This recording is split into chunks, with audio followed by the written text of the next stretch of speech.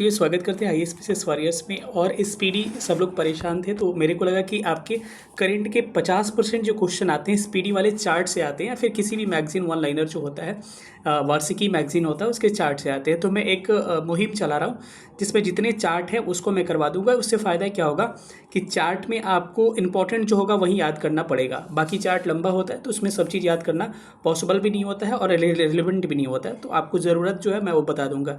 ये जो सेशन होगा 17 बीपीएससी या फिर टीआरई या फिर दरोगा या फिर कोई भी वनडे एग्जाम दे रहे होंगे, वहाँ आपका करंट अच्छा हो जाएगा और मैं आपको इस तरह से याद करवा दूंगा।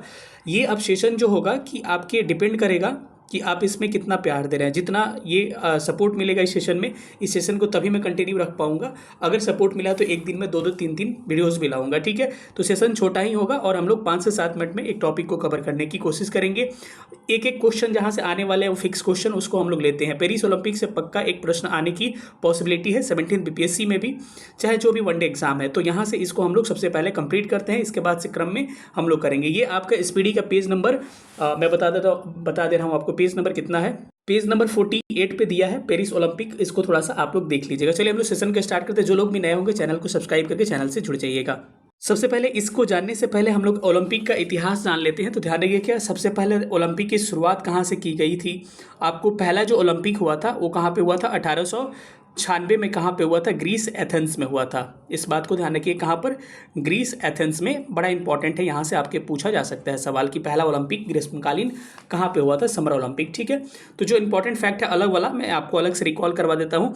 अभी का जो ओलंपिक था ये कितने नंबर का था? 33rd नंबर का था, जो कि कहाँ पे हुआ? पेरिस में हुआ था। इससे पहले का 32 नंबर का ओलंपिक भी ध्यान रखिएगा, टोक्यो जापान में हुआ था। इसके बाद से 34 नंबर का जो ओलंपिक होगा ये कहाँ पे होगा? आपको 34 नंबर का ओलंपिक जो होने वाला है आपको अमेरिका में होने वाला है, लॉस एंजलिस में। कहाँ पर? यूएसए, लॉस एंजलिस में होने वाला है 34 नंबर का। ध्यान रखिएगा, अगले साल वाला, 4 साल बाद वाला, मतलब कि 2028 वाला। ध्यान रखिए 4-4 साल के अंतराल पे आयोजित किए जाते हैं। इसके बाद से ध्यान रखना है कि 35 नंबर का जो ओलंपिक होगा ब्रिस्बेन ऑस्ट्रेलिया में होगा, यानी कि 2032 का जो होगा ऑस्ट्रेलिया में होगा। ऑस्ट्रेलिया ब्रिस्बेन में आपको आयोजित होने वाला है। तो सारा को आपको ध्यान रखना है। चलिए हम लोग अब स्टार्ट करते हैं इसके फैक्ट के बारे में। ये सारा फैक्ट जो मैंने लिखा है इसको थोड़ा सा आप लोग ध्यान रखिएगा। तो मैंने आपको पहले ही बता दिया 33 नंबर का ओलंपिक था। इससे पहले आपको पेरिस फ्रांस में कितना ओलंपिक हुआ है? ये तीसरा नंबर है। सबसे पहले 1990 में आयोजित किया गया था और उसके बाद से 1900 में आयोजित किया गया था, उसके बाद से 1924 में। तो ये दोनों बात आपको ध्यान रखना है कि अभी तक पेरिस फ्रांस में आपको फ्रांस में कितने ओलंपिक आयोजित किए जा चुके हैं। तो ये 3rd नंबर का है। इससे पहले एक 1900 में हुआ था और दूसरा 1924 में, 24 साल के अंतराल पर, और सीधे 100 साल के बाद से फिर 2024 में हुआ है। यानी कि तीसरा ओलंपिक ये था पेरिस में जो संपन्न हुआ था। पहला लाइन इसका ध्यान रखिए कि इसका आयोजन कहाँ पर किया गया? पेरिस फ्रांस में किया गया। कब से कब तक ये भी डेट पूछा जाता है, जो बोलेंगे उसको ध्यान रखिएगा। 26 जुलाई से लेकर 11 अगस्त के बीच में इसको आयोजित किया जाता है। तो ध्यान रखिए 26 जुलाई से 11 अगस्त। शुभंकर इंपॉर्टेंट है आपके लिए। फ्रिजियन कैप जो है इसका क्या था? शुभंकर था। थीम नहीं भी याद रखिएगा, फिर भी लेट्स मूव एंड सेलिब्रेट इसका थीम था। आदर्श वाक्य भी नहीं पूछता है, लेकिन गेम्स वाइड ओपन इसका आदर्श वाक्य था। तो आपको सबसे ज्यादा फोकस किस पे करना है? शुभंकर पे। इसका जो था फ्रिजियन कैप क्या था? इसका शुभंकर था। कुल खेल एवं स्पर्धाएं किसने थी? इसमें 32 खेल थी और 329 स्पर्धाएं हुई थी, ठीक है। कितने देशों ने भाग लिया? 206 देशों ने भाग लिया। तो ये देश थोड़ा सा ध्यान रखिएगा, 206 देशों ने भाग लिया। और भारतीय दल में टोटल 117 एथलीट भाग लिए थे। इंपॉर्टेंट है, ये पूछा जा सकता है कि पेरिस ओलंपिक में भारतीय दल के कितने एथलेटिक भाग लिए थे? 117 भाग लिए थे। 16 खेलों के अंदर 69 स्पर्धाओं में इन्होंने भाग लिए थे। इंपॉर्टेंट नहीं है, ये बस ध्यान रखिएगा 117 लोग भाग लिए थे। तो क्या आपने याद रखा पेरिस फ्रांस में हुआ कब से कब तक? 26 जुलाई से लेकर 11 अगस्त तक। शुभंकर फ्रिजियन कैप था, जो इंपॉर्टेंट है एक बार बता दे रहा हूँ। इसमें टोटल 206 देश भाग लिए, भारत के 117 एथलीट इसमें भाग लिए थे, ठीक है। 4 नए गेम शामिल किए गए। आजकल ऐसे सवाल बन रहे हैं, 4 नए गेम्स को आपको थोड़ा सा ध्यान रखना पड़ेगा कि 4 नए खेल कौन कौन से शामिल किए गए। ब्रेकिंग, सर्फिंग, ऐसे ध्यान रखिए ज़्यादा आसान होगा। ब्रेकिंग, सर्फिंग, उसके बाद से स्केट बोर्डिंग और sports climbing. Breaking, surfing, skateboarding और स्पोर्ट क्लाइंबिंग, ये आपको 4 स्पोर्ट्स नए शामिल किए गए। भारत के सेफ डे मिशन कौन नियुक्त किया गया है? इंपॉर्टेंट है, गगन नारंग। तो पूछा जाएगा कि पेरिस ओलंपिक में भारत के सेफ डे मिशन जो थे किससे नियुक्त किया गया था, तो गगन नारंग को नियुक्त किया गया था, ध्यान रखिएगा। इसके अलावा आपसे पूछा जा सकता है कि भारत की ओलंपिक टीम का मुख्य प्रायोजक कौन था, स्पॉन्सर कौन था, तो अडानी समूह था। अडानी ग्रुप क्या था, हमारा स्पॉन्सर था। सबसे युवा रेफरी कौन बने हैं, कविलन साई अशोक। ध्यान रखिएगा कि पेरिस ओलंपिक के सबसे युवा भारतीय रेफरी कौन बने हैं, Kavilan Sai Ashok. Chef de mission कौन, गगन नारंग। भारतीय ओलंपिक की टीम का मुख्य प्रायोजक जो था, अडानी ग्रुप था। अब थोड़ा सा और आगे बढ़ते हैं, तो ध्यान रखिएगा कि ओलंपिक ऑर्डर से सम्मानित आईओसी के द्वारा किसको किया गया, अभिनव बिंद्रा को। Very very important question. तो पूछा जाएगा कि ओलंपिक ऑर्डर से सम्मानित होने वाले किसे सम्मानित किया गया, तो अभिनव बिंद्रा को। ये इंपॉर्टेंट क्वेश्चन है, थोड़ा सा ध्यान रखिएगा।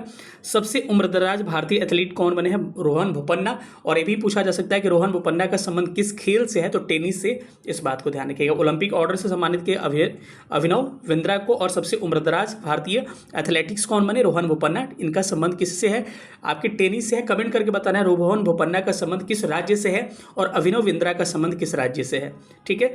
सबसे कम उम्र के भारतीय एथलीट कौन है, धीनिधि देसिंधु तैराक हैं ये, तो इनको ध्यान रखिएगा। सबसे कम उम्र के एथलीट बने हैं। उद्घाटन समारोह में, ये इंपॉर्टेंट है, उद्घाटन समारोह में ध्वजवाहक कौन थे आपके, फ्लैग वॉरियर था आपका पीवी सिंधु और शरद कमल, ठीक है। शरद कमल का आपको पता है संबंध इनका किससे है, आपका टेबल टेनिस से है। और पीवी सिंधु का संबंध आपके बैडमिंटन से है, ध्यान रखिएगा, ठीक है। दोनों का स्टेट फिर बता दीजिएगा, शरद कमल का स्टेट कहाँ, पीवी सिंधु का। आजकल ऐसे सवाल पूछे जा रहे हैं। समापन समारोह में ध्वजवाहक कौन थे, मनु भाकर थे। और आपके कौन थे, पीआर श्रीजेश थे। पीआर श्रीजेश का संबंध किससे है, हॉकी से है। और इनको एक जगह कोच भी नियुक्त किया गया है, थोड़ा सा बताइएगा कमेंट करके किस में। मनु भाकर का संबंध आपको पता है शूटिंग से है, ठीक है। सर्वाधिक पदक किसने जीता था, ये फ्रांस के हैं, लियोन मर्चेंट। ध्यान रखिएगा, पूछेगा कि पेरिस ओलंपिक 2024 में या 33वां ओलंपिक में सबसे अधिक मेडल किसने जीता है, तो ध्यान रखिएगा लियोन मर्चेंट कहाँ के हैं, फ्रांस के। क्या है, स्विमर है, तैराक है। इसने 4 गोल्ड और 1 क्या जीता है, ब्रॉन्ज जीता है। यानी टोटल इन्होंने 5 मेडल जीता है। तो पूछा जा सकता है कि पेरिस ओलंपिक में सबसे अधिक मेडल किसने जीता है, लियोन मर्चेंट कहाँ के हैं, फ्रांस के हैं। और इन्होंने टोटल 5 मेडल जीता है, जिसमें से 4 गोल्ड है और 1 क्या है, ब्रॉन्ज है। भारत के लिए पहला मेडल किसने जीता था, मनु भाकर जीता था। मनु भाकर कहाँ की है, तो हरियाणा। इन्होंने ब्रॉन्ज पहला जीता था। और ये एक प्रश्न आप ध्यान रख सकते हैं कि मनु भाकर से संबंधित क्वेश्चन है कि आपको ये पहली भारतीय महिला क्या बन चुकी हैं, शूटर बन चुके हैं जो ओलंपिक में कोई मेडल जीती हैं।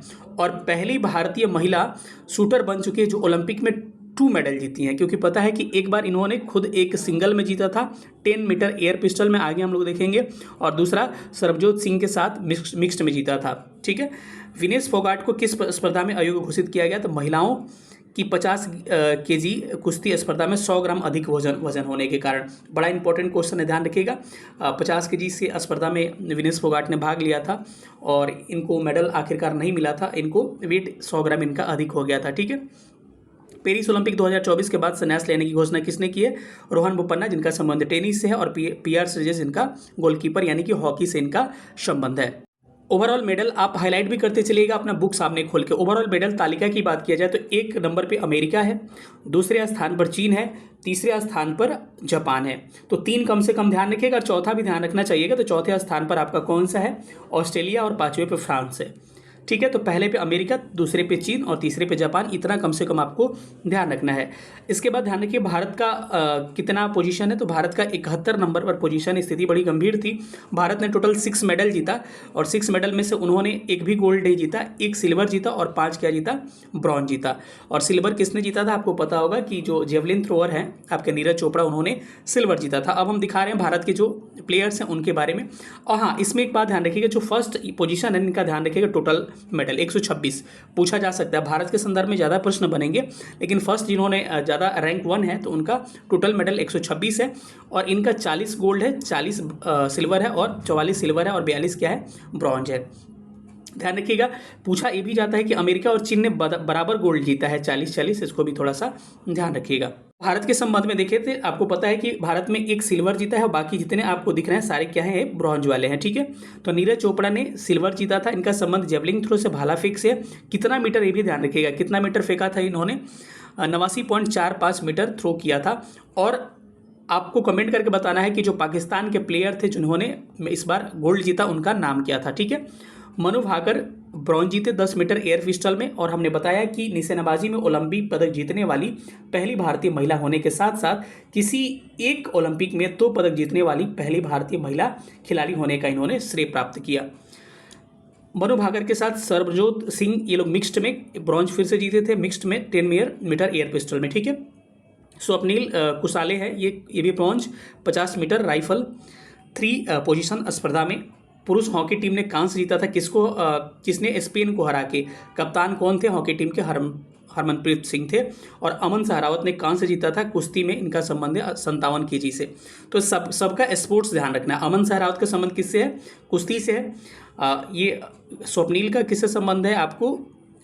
ये शूटिंग राइफल से है। उसके बाद से मनु भाकर और सरबजोत सिंह का, इनका भी संबंध निशानेबाजी शूटिंग से है। नीरज चोपड़ा का जेवलिंग थ्रो से है। इनको सारा ध्यान रखिएगा। और यही आपका सेशन रहा। फिर मिलेंगे अगले सेशन में, तब तक अपना ख्याल रखिए। सेशन को दबा के शेयर करें। Thank you so much. जय हिंद। Thank you so much.